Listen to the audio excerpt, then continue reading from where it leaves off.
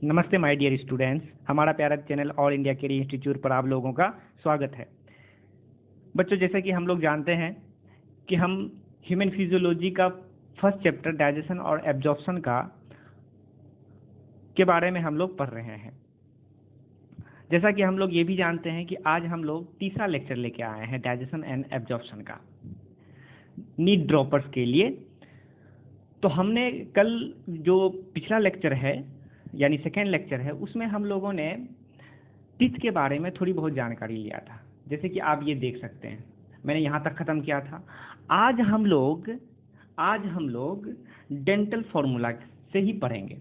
ये जो dental formula है, जो हम लोगों ने पिछला लेक्चर में नहीं किया था, मैं पिछला लेक्चर में बता दिया था कि अगला लेक्चर डेंटल फार्मूला यानी इसी से आने वाला है। और हो सकता है तो मैं टंग के बारे में भी आज ही बता दूंगा। क्लियर? तो ये डेंटल फार्मूला जो टीथ से रिलेटेड, ये होता क्या है बच्चों? ये डेंटल फार्मूला बहुत इंपॉर्टेंट होता है। अगर ये डेंटल फार्मूला आप जान लेंगे तो किसमें कितना टीथ होता है वो आप जान सकते हैं। ह्यूमन में, एडल्ट में कितना होता है, मिल्क टीथ जो बच्चों में होता है वो कितना होता है, और सब भी मैं बता दूंगा। तो सबसे पहले हम लोग जानते हैं कि डेंटल फार्मूला एक्चुअली में होता क्या है। जैसे कि मैं ये वाला फिगर, ये जो मैं फिगर बनाया हूँ, इस फिगर को मैं पिछला लेक्चर में भी बनाया था और मैं आप लोगों को बताया था कि ये फिगर आपको बहुत काम आने वाला है डेंटल फार्मूला में। तो भरोसा नहीं है, क्या पता आप लोग भूल गए होंगे। तो ऐसे तो आप लोग तो बहुत तेज बच्चे हैं, नहीं भूले होंगे, लेकिन अगर जो भूल गए या फिर नहीं भी भूलें, जो रिवीजन हो जाएगा। तो मैंने फिर से बना लिया है। जैसे कि हम लोग जानते हैं, ये जो है ये अपर जाव है और ये लोअर जाव है। अपर जाव में 8 8 16 दांत और 8 8 16 16 दूना 32, यानी टोटल पूरे बकल कैविटी में 32 दांत होता है। ये आप लोग भी जानते हैं, हम भी जानते हैं। देखिए बच्चों, अपर जाव और लोअर जाव दोनों को मैंने डिवाइड किया है। ये जो लाइन दिख रहा है आपको, मैंने दोनों हाफ हाफ पार्ट में डिवाइड कर दिया। जब हम हाफ हाफ पार्ट में डिवाइड करते हैं तो इधर आपका अपर जाव में 8 दांत बचता है, उधर उसी तरह इधर अपर वाले हाफ जाव में फिर इधर 8 दांत बचता है। उसी तरह लोअर जाव में भी, लोअर जाव के भी हाफ में 8, उस और एक हाफ में भी 8, तो कुल मिला के इस तरह से 32 दांत होता है। अगर सिर्फ हाफ की बात करें, ये अपर का भी सिर्फ हाफ वाले में बात करें, जिसमें कि सिर्फ और सिर्फ 8 ही दांत पाया जाता है, तो वहां आपको इंसीजर भी मिलेगा, कैनाइन भी मिलेगा, प्रीमोलर भी मिलेगा, मोलर भी मिलेगा। इंसीजर 2 मिलेगा, कैनाइन 1 मिलेगा, प्रीमोलर आपको 2 मिलेगा और मोलर 3 मिलेगा। ये हमने पहले भी बताया था, अब भी जान लीजिए। उसी तरह बिल्कुल ऐसा ही अरेंजमेंट, इंसीजर, कैनाइन, प्रीमोलर और मोलर, और सबका अपना अपना नंबर है। इंसीजर का 2, कैनाइन का 1, प्रीमोलर का 2 और फिर मोलर का 3। इसी तरह का अरेंजमेंट फिर इधर भी होगा, फिर वैसा ही अरेंजमेंट यहाँ भी होगा, वैसा ही अरेंजमेंट यहाँ भी होगा। इस तरह से पूरे अरेंजमेंट, इसी हाफ के आधार पर ये डेंटल फॉर्मूला को डिराइव किया गया है, बताया गया है। अब हम लोग जानते हैं कि डेंटल फार्मूला कुछ नहीं बच्चों। डेंटल फार्मूला अपर जाव का हाफ, अपर जाव, ये अपर जाव है, अपर जाव का भी हाफ, तो ये हो गया। उसी तरह लोअर जाव का भी हाफ, ये हो गया या ये हो गया। जितना दांत प्रेजेंट होता है उसको एक रो में अरेंज किया गया है। किस तरह से? इंसीजर, कैनाइन, प्रीमोलर, मोलर, इस तरह से अरेंज किया। इसी अरेंजमेंट को ही हम डेंटल फॉर्मूला बोलते हैं।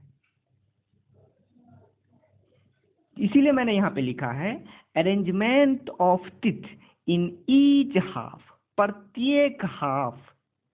ये अपर जाव का भी ये हाफ, लोअर जाव का भी ये हाफ, इसीलिए मैंने लिखा in each half of the upper and lower, upper का भी लोअर का भी हाफ, इन द ऑर्डर, किस ऑर्डर में? इंसीजर, कैनाइन, प्रीमोलर, मोलर के ऑर्डर। जैसे कि मैंने यहाँ पे लिखा है इंसीजर, कैनाइन, प्रीमोलर, मोलर, इसके अरेंजमेंट में रिप्रेजेंट किया जाता है। इसी रिप्रेजेंट, यही जो ये है, इसको जो मैंने एक रो में अरेंज किया है, इसी के रिप्रेजेंट को ही हम बोलते हैं डेंटल फॉर्मूला। क्लियर? तो arrangement of teeth in each half of the upper and lower jaw in the order of incisor, canine, premolar, molar is represented by, किसके द्वारा रिप्रेजेंट किया जाता है? Dental formula. अब यहाँ पे सुनिए बच्चों, तो ये एक डेंटल फॉर्मूला, यहाँ भी एक डेंटल फॉर्मूला, यहाँ भी एक डेंटल फॉर्मूला, यहाँ भी एक अगर ऊपर की बात किया जाए तो टोटल टीथ कितना होता? अगर इंसीजर यहाँ पे 2 है तो इधर भी 2 होगा, जाहिर सी बात है बच्चों। कैनाइन यहाँ 1 है तो इधर भी 1 होगा। यहाँ प्रीमोलर 2 है तो यहाँ भी 2 होगा। मोलर यहाँ 3 है तो इधर भी मोलर 3 होगा। तो जितना टीथ इधर होगा उतना ही टीथ इधर। अगर हमको एक साइड का टीथ पता हो गया तो दूसरे साइड का भी पता हो गया, तीसरे साइड का भी पता हो गया, चौथे साइड का भी पता हो गया। इसी पता करने के लिए इस चीज को रिप्रेजेंट किया है, और इसी रिप्रेजेंटेशंस को ही हम बोलते हैं डेंटल फॉर्मूला। क्लियर बच्चों? जैसे कि हम आपको यहाँ पे बताएं कि डेंटल फॉर्मूला एक्चुअली में क्या होता है, यहाँ पे मैं बताता हूँ। डेंटल फॉर्मूला, मैं डेंटल फॉर्मूला को डीएफ से डिनोट किया बच्चों। डेंटल फॉर्मूला मतलब होता है, देखिए बच्चों, मैं सबसे पहले ये लाइन को खींच दिया। इस लाइन का मतलब, इस लाइन से ऊपर होगा तो मतलब अपर जाओ, इस लाइन से नीचे होगा तो मतलब लोअर जाओ। तो डेंटल फॉर्मूला में ये जो अगर लाइन रहे तो इसका मतलब ये डिवाइड नहीं सोचिएगा कि भाई अपर डिवाइडेड बाय लोअर, ऐसा नहीं सोचिए। इसका मतलब ये लाइन देने का मतलब है कि अपर अगर होगा, लाइन से ऊपर होगा तो मतलब अपर जाओ, और नीचे होगा तो मतलब लोअर जाओ। क्लियर? अपर में भी कितना, सिर्फ और सिर्फ हाफ को ही दर्शाया है। तो कौन कौन होगा अपर में भी हाफ? तो इंसीजर होता है, कैनाइन होता है, प्रीमोलर होता है और मोलर होता है। हो गया। उसी तरह लोअर में भी तो वैसा ही अरेंजमेंट होगा ना बच्चों। नीचे में भी इंसीजर होगा, कैनाइन होगा, प्रीमोलर होगा, मोलर होगा।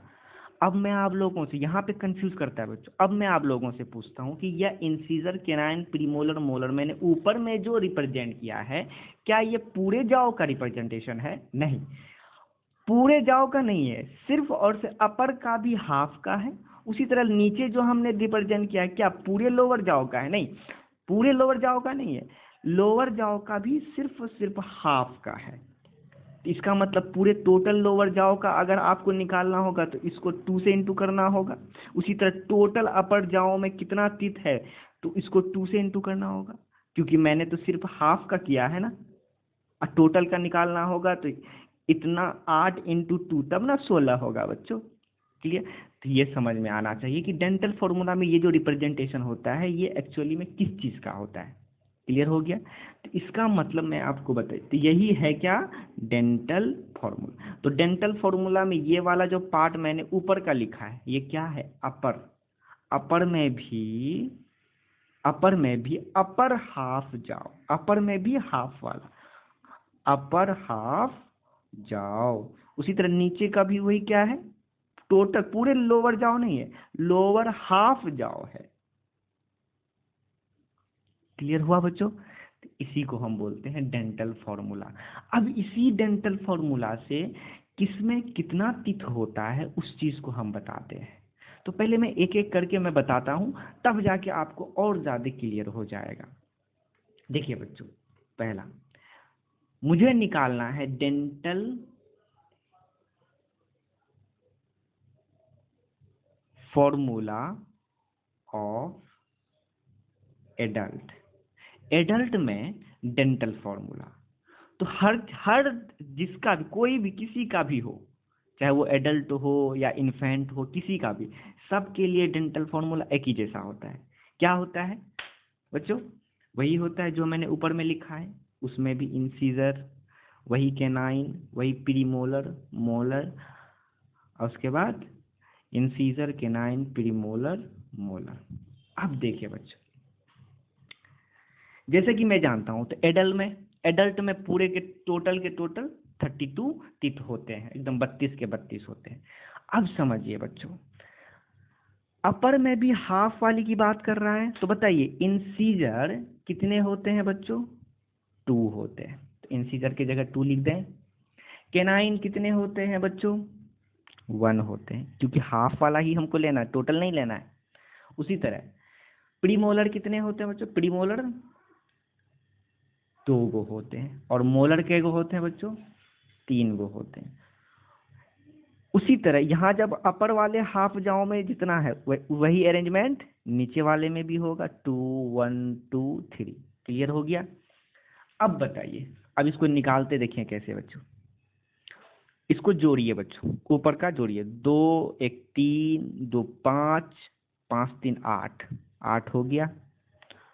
उसी तरह नीचे 2 1 3 2 5 3 8, 8 हो गया। अब समझिए बच्चों, जैसे कि मैंने अभी बताया कि ये जो अरेंजमेंट है अपर का है, लेकिन अपर में भी हाफ का है, लेकिन हमको तो टोटल निकालना है। तो हमको क्या करना होगा? इतना इंटू 2, क्योंकि हमको दोनों निकालना है ना, तब ना 16 होगा, 8 दूना 16। तो ऊपर में जितना है उसको क्या करना होगा? 2 से इंटू करना होगा। सॉरी बच्चों, दिख नहीं रहा था आप लोग को। देखिए यहाँ पे 2 1 3 2 5 3 8 हो गया। उसी तरह 2 1 3 2 5 3 8, 8 हो गया। ठीक, जिस तरह मैंने यहाँ पे अभी देखा कि ऊपर में यहाँ पे मैंने 8 जो लिखा है, तो 8 जो लिखा है तो 8 यहाँ पे इधर का भी होगा, इधर का भी होगा। तो अभी मैंने 8 जो लिखा है वो तो सिर्फ और सिर्फ हाफ का लिखा है ना। तो हमको अगर अपर जाओ का टोटल का निकालना हो तो क्या करना होगा? इतना इंटू 2, यानी दोनों का निकालना होगा। तो इसलिए मैंने 8 को 2 से इंटू किया। उसी तरह नीचे में भी हमको हाफ का निकालें, हमको तो टोटल निकालना होगा। तो 8 को हम 2 से इंटू करेंगे, तो कुल मिला के कितना हो जाएगा? 8 दूना 16, 8 दूना 16, और 16 16 यहाँ पे जोड़ दीजिए, डिवाइड नहीं कर देना है। डिवाइड कर देंगे तो एक दांत बचेगा, ऐसा होता है थोड़े ना। तो 16 दूना 32। तो इस तरह से हमने निकाल लिया क्या? 32 टीथ होता है एडल्ट में। उम्मीद करते हैं बच्चों समझ गए होंगे डेंटल फॉर्मूला ऑफ एडल्ट।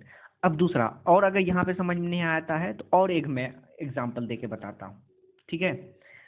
दूसरा मैं बताना चाहूँगा बच्चों, डेंटल, देखिए कैसे निकालते हैं डेंटल फॉर्म, पूछ सकता है बच्चों। Dental formula of milk teeth का डेंटल फॉर्मूला। जैसे कि मैं आपको पिछले लेक्चर में बताया हूँ कि पिछले लेक्चर में मैंने बताया था कि मिल्क टीथ में कुल मिला के कितने टीथ होते हैं? 20 टीथ होते हैं, 20 टीथ होते हैं बच्चों, ठीक है? इसके लिए भी वही फॉर्मूला होगा। क्या होगा बच्चों? Incisor, canine, premolar, molar, incisor, canine, premolar, molar. Clear? अब आपको पता होना चाहिए, अगर आपको नहीं पता है, जो नहीं देखे हैं, आप पिछला लेक्चर पहले देखिए बच्चों, बहुत कम ड्यूरेशन का है। सेकंड लेक्चर देखिए डाइजेशन एंड एब्जॉर्प्शन का, उसमें आपको बताया गया है ये सब। तो जैसे कि मिल्क टीथ में 20 ही टीथ होते हैं कुल मिला के, जो कि बाद में कुछ उम्र के बाद टूट जाता है, ठीक है? अब फिर से दोबारा आता है। तो ये मिल्क टीथ 20 ही होता है। तो 20 में से कौन कौन होता, कौन कौन नहीं होता, वो हमने बताया था। जैसे कि मैंने बताया था, इसी का लिखते हैं, इंसीजर कुल मिला के हम जानते हैं कि कितना होता है? 2 होता है। तो मिल्क यानी जो छोटे बच्चे होते हैं उसमें इंसीजर दोनों का दोनों इंसीजर होता है। केनाइन भी होता है, लेकिन प्रीमोलर नहीं होता, इसी वजह से मैं यहाँ पे 0 लिख रहा हूँ। देख रहे हैं ना बच्चों? हाँ, उसी तरह मोलर, तो मोलर होता है नहीं। तो कुल मिला के हम जैसे देखते हैं कि प्रीमोलर जो होता है, प्रीमोलर नहीं, मोलर जो होता है वो कुल मिला के 3 होता है, लेकिन बच्चों में 2 ही फर्स्ट और सेकेंड मोलर होता है, यानी 2 ही होता है। उसी तरह नीचे भी उसी तरह का अरेंजमेंट होगा, 2 1 0 2। तो बताइए कुल मिला के कितने टीथ हो गए? 2 1 3 2 5। उसी तरह 2 1 3 2 5। ओह सॉरी बच्चों,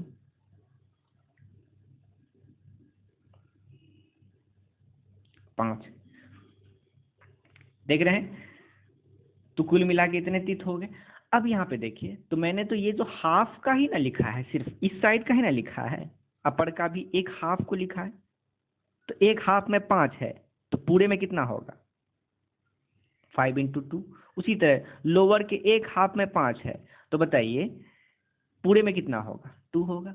तो 5 दूना 10, 5 दूना 10, तो कुल मिला के कितने हो गए 10 10, तो कुल मिला के हो गए 20। मैं यहाँ का यहाँ लिख रहा हूँ बच्चों, तो कुल मिला के 20 तीर्थ हो गए ना, इसीलिए मैंने कहा था कि कुल मिला के 20 तीर्थ होते हैं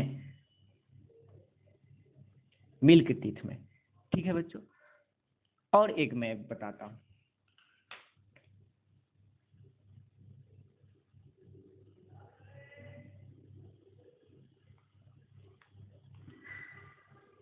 देखिए बच्चों,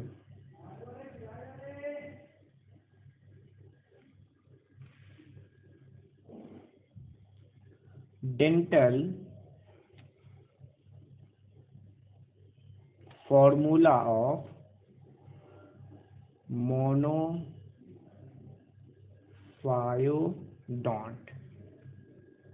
टीथ। मोनोफायोडोंट का डेंटल फॉर्मूला। मोनोफायोडोंट मतलब जो पूरे लाइफ टाइम पे एक ही बार आता हो। तो जैसे कि मैं पिछले लेक्चर में बताया था, मैं बार बार पिछला लेक्चर बोलता हूँ, इसलिए आप लोग अगर जो भी नहीं पिछले लेक्चर देखें तो वो देखें तब इस लेक्चर में आए। तो पिछले लेक्चर में मैंने बताया था कि मोनोफायोडोंट टीथ जो कि पूरे लाइफ टाइम में एक बार आता है।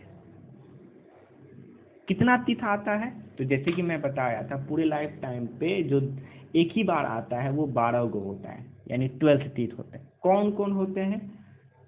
प्रीमोलर वाला जो कि बच्चों में नहीं आता है, बिल्कुल ही नहीं आता है, और मोलर वाला। तो मोलर वाला में फर्स्ट और सेकेंड टीथ आता है, लेकिन थर्ड मोलर टीथ नहीं आता है, थर्ड मोलर नहीं आता है।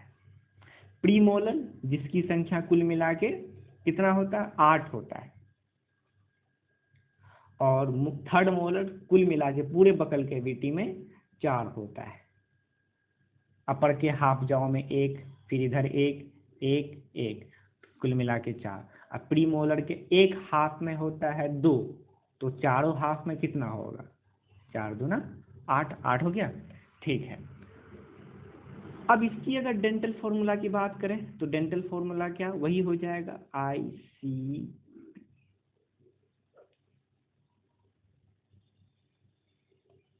तो बताइए, तो मोनोफायोडोंट जो कि सिर्फ 12 की बात कर रहा है, यानी वो 20 जो है वो उसकी बात नहीं कर रहा है, यानी कि इंसीजर की बात नहीं कर रहा है, केनाइन की बात नहीं कर रहा है, लेकिन प्रीमोलर, सिर्फ प्रीमोलर की बात कर रहा है ना।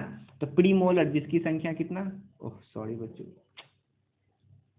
0 0, प्रीमोलर जिसकी संख्या कितना होता है? एक हाफ में 2 होता है, और मोलर जो कि सिर्फ थर्ड मोलर वाला एक हाफ में कितना होता है? थर्ड मोलर 1 होता है।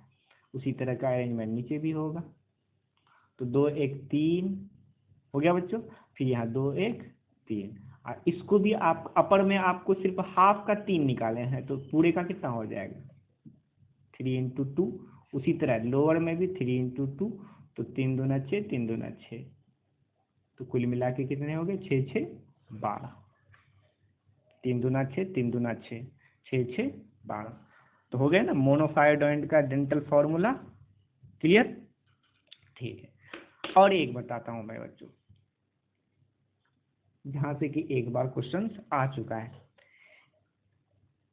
डेंटल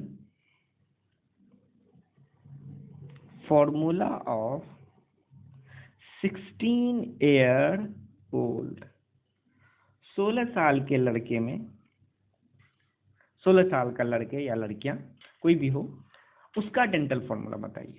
तो सबसे पहले डेंटल फॉर्मूला के लिए आप जो है वो लिख लीजिए।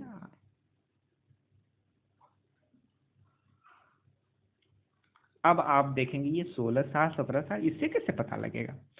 अब यहाँ पे जानिए बच्चों, जब 16 साल के बच्चे हो जाते हैं तो वहाँ पे तो मिल्क टीथ टूट के फिर से रिप्लेस होके वो 20 टीथ दोबारा आ जाते हैं।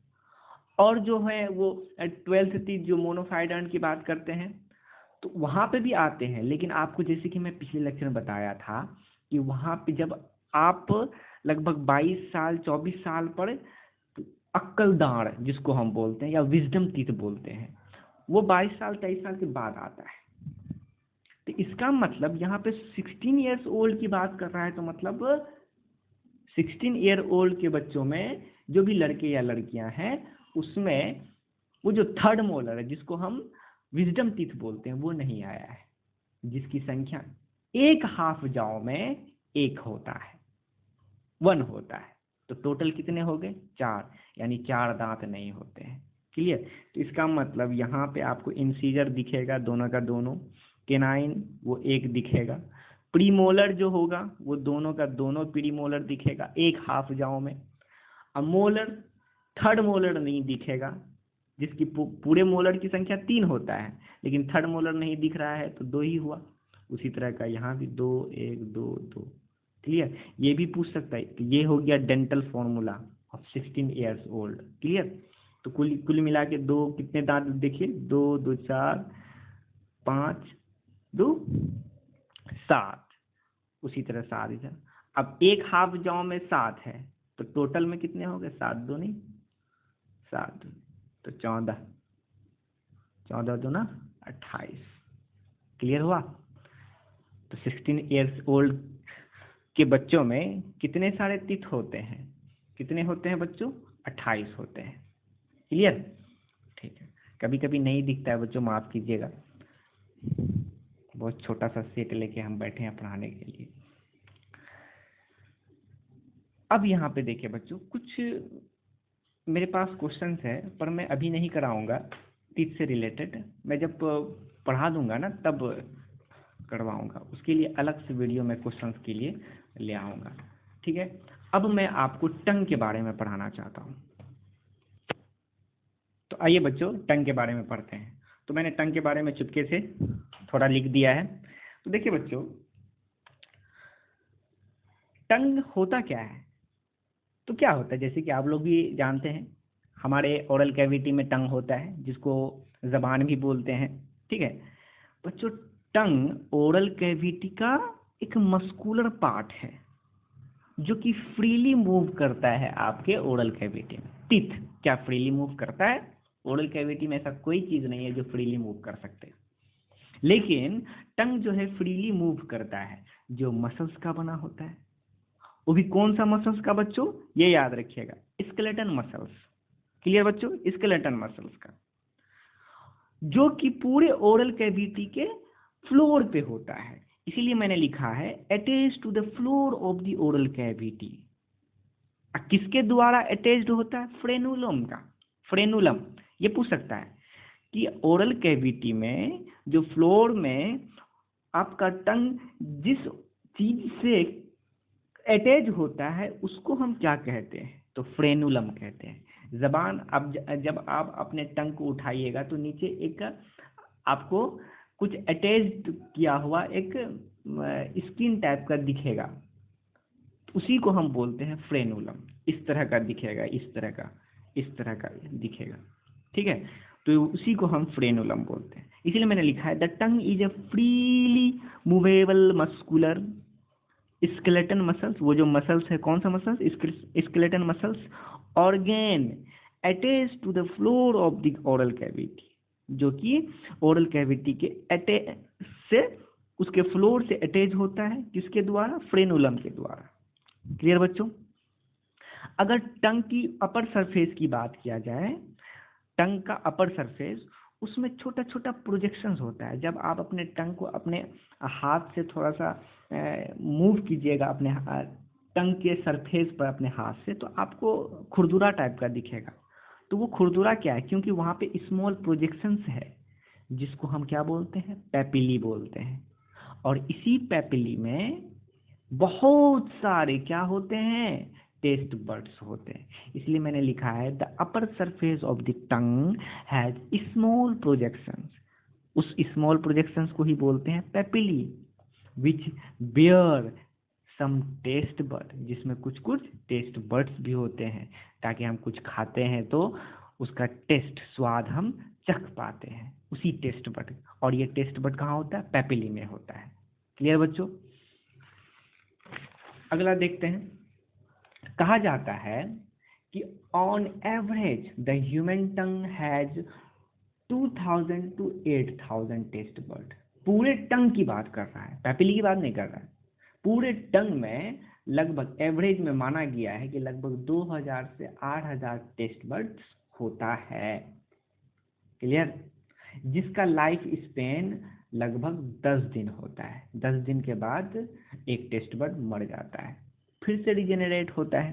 ठीक है, अब यहाँ पे देखिए, अगर टंग का अपर सरफेस की बात किया जाए तो अपर सरफेस एक एपिथेलियम टिश्यू से या एपिथेलियम सेल से बना होता है। क्लियर? अपर सरफेस, जैसे कि मैं बना रहा हूँ, ये अपर सरफेस है टंग का, और उस एपिथेलियम, ये जो अपर सरफेस है, उसमें भी क्या होता है, जैसे कि मैं अभी बताया हूँ कि छोटा छोटा स्मॉल प्रोजेक्शंस होता है, जिसको हम क्या कहते हैं, इस स्मॉल प्रोजेक्शंस को हम कहते हैं पैपिली। तो ये क्या है, this is the upper surface of the tongue, जो कि कौन से टिश्यू से बना होता है, एपिथेलियम से। तो ये है एपिथेलियम ऑफ टंग, टंग का एपिथेलियम। और इसी एपिथेलियम में ही थोड़ा मॉडिफाइड हो जाता है, तो इसमें थोड़ा सा ऊपर की तरफ एक उभार आ जाता है। ठीक है, जिसको हम स्मॉल प्रोजेक्शन लाइक भी बोलते हैं। इसी का नाम क्या रखा गया है बच्चों, इसी का नाम पैपिली रखा गया है। यानी पैपिली भी एपिथेलियम से ही बना होता है। क्लियर बच्चों? कहा जाता है इस पैपिली में, ये जो पैपिली मैंने जैसे कि अभी अभी बताया कि ये जो पैपिली होता है, इस पैपिली में बहुत सारे क्या होते हैं, मैं रेड पेन से बना देता हूँ, बहुत सारे टेस्ट बर्ड्स होता है, टेस्ट बर्ड्स होता है। और फिर इस टेस्ट बर्ड से नर्व्स निकलता है, और ये नर्व्स ये होते हुए ब्रेन तक जाता है, ताकि हमारा ब्रेन डिटेक्ट कर सके नमक है कि चीनी है कि क्या है, किस तरह का स्वाद है। क्लियर बच्चों? उम्मीद करते हैं दिख रहा होगा। ठीक है, तो ये जो मैंने पैपिली में भी छोटा छोटा बनाया है, ये एक्चुअली में क्या है बच्चों, टेस्ट बर्ड्स है। क्लियर? ऐसा टेस्ट बर्ड थोड़े ना इसको है सिर्फ एक ही पैपिली में होगा, सारे पैपिली में कुछ कुछ पैपिली ऐसे होते हैं जिसमें टेस्ट बर्ड होते हैं, किसी किसी में नहीं होता है, किसी किसी में टेस्ट बर्ड बहुत सारे होते हैं, किसी में बहुत कम होते हैं। क्लियर हो गया?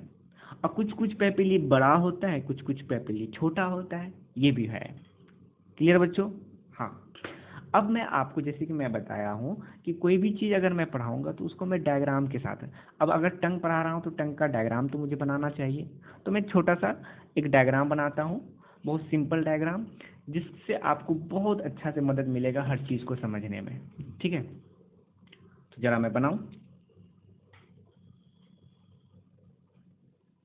और उस टंग के हेल्प से हम पैपिली कितने तरह का होता है वो भी मैं बताऊंगा। तो हेडिंग डालता हूँ, टाइप्स ऑफ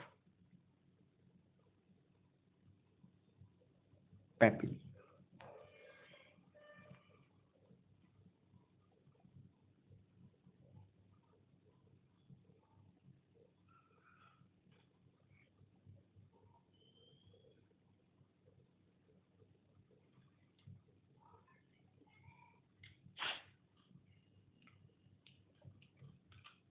ये टंग है बच्चों, और इस टंग के जस्ट लास्ट वाले फ्लोर पे, बिल्कुल लास्ट,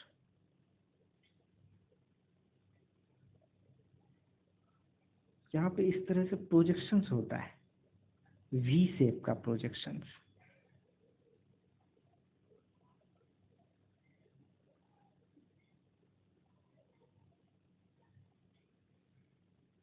वी शेप का प्रोजेक्शंस होता है। ठीक है, ये जो वी शेप का लास्ट में जो प्रोजेक्शंस बना हुआ है, ये एक्चुअली में कुछ और नहीं बच्चों, ये पैपिली है। क्या है बच्चों? पैपिली है। तो फर्स्ट पैपिली, इस पैपिली को मैं कहता हूँ, मैं नहीं, कहा जाता है सरकम वॉलेट। याद रखिएगा बच्चों, यहाँ से क्वेश्चन आता है, इस पैपिली को हम कहते हैं सरकम वॉलेट पैपिली। सरकमवैलेट पैपिली की अगर बात किया जाए बच्चों, तो कहा जाता है सरकमवैलेट पैपिली सबसे बड़ा पैपिली, पूरे टंग में जितना भी पैपिली होता है, 3 ही पैपिली तो होते हैं, सब तीनों में से सबसे बड़ा पैपिली सर्कमवैलेंट पैपिली होता है, जो कि पूरे टंग के लास्ट वाले छोर पे होता है। इसलिए मैं लिख सकता हूँ लार्जेस्ट, और इसका शेप कैसा होता है, इन्वर्टेड या इन्वेंटेड, इन्वेंटेड नहीं, इन्वर्टेड, इन्वर्टेड वी से। वी तो ऐसे होता है ना बच्चों, लेकिन ये तो उल्टा वी बना हुआ, इसीलिए मैंने लिखा इन्वर्टेड वी शेप। ठीक है, बड़ा है तो इसका मतलब पैपिली, क्योंकि हम अभी मैंने बताया पैपिली में टेस्ट बड होता है, तो इस वाले पैपिली में भी टेस्ट बड होता होगा। जी हाँ, होता है टेस्ट बड। अब आता है कि जब सबसे बड़ा है तो इसका मतलब टेस्ट बड इसमें बहुत ज़्यादा होता होगा। नहीं बच्चों, ऐसी कोई बात नहीं है। बड़ा है तो इसका मतलब टेस्ट बड बहुत ज़्यादा होगा, ऐसी बात नहीं है। टेस्ट बड सबसे कम इसी में टेस्ट बड होता है, तो इसलिए मैं लिख सकता हूँ मिनिमम इन नंबर।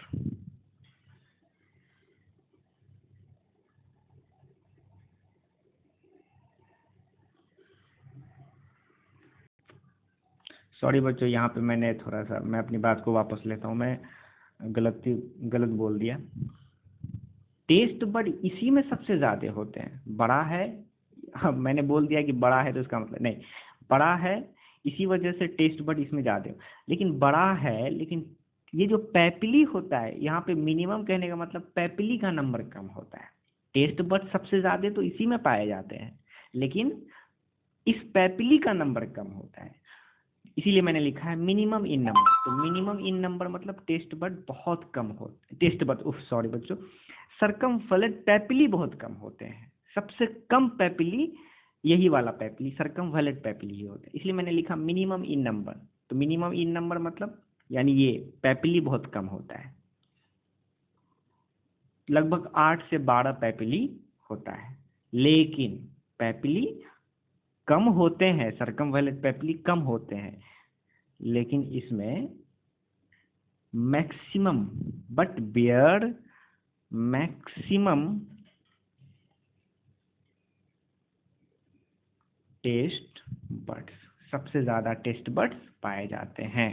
ठीक है, कहा जाता है अगर मैं एक पैपिली, एक सर्कमवैलेंट पैपिली की बात करूं, तो एक सर्कमवैलेंट पैपिली में, इसलिए मैं लिख रहा हूं ईच, लगभग 100 से 300 टेस्ट बर्ड होते हैं। फिर से मैं इस चीज को, मैं थोड़ा गलती कर दिया। देखिए बच्चों, ये पूरे टंग के लास्ट छोर पे होता है। ये जो प्रोजेक्शन लाइक है, इस प्रोजेक्शन लाइक जो कि एक पैपिली है, जिसको हम सर्कमवैलेंट पैपिली कहते हैं, और ये सर्कमवैलेंट पैपिली सबसे बड़ा, सारे पैपिली में सबसे बड़ा पैपिली होता है। ये इन्वर्टेड वी शेप का पैपिली होता है, और ये पैपिली पूरे टंग में सबसे कम पाया जाता है, लगभग 8 से 12, 8 to 12 पैपिली ही पाया जाता है। तो सबसे कम पैपिली होता है पूरे टंग में, लेकिन इसमें सबसे ज़्यादा टेस्ट बड पाया जाता है। क्लियर बच्चों, लगभग टेस्ट बड 100 से 300 टेस्ट बड्स एक एक पैपिली, एक एक सर्कमवैलेंट पैपिली में होता है। आप समझ में आया? जी हाँ, मैं थोड़ा गलती कर दिया था इसलिए।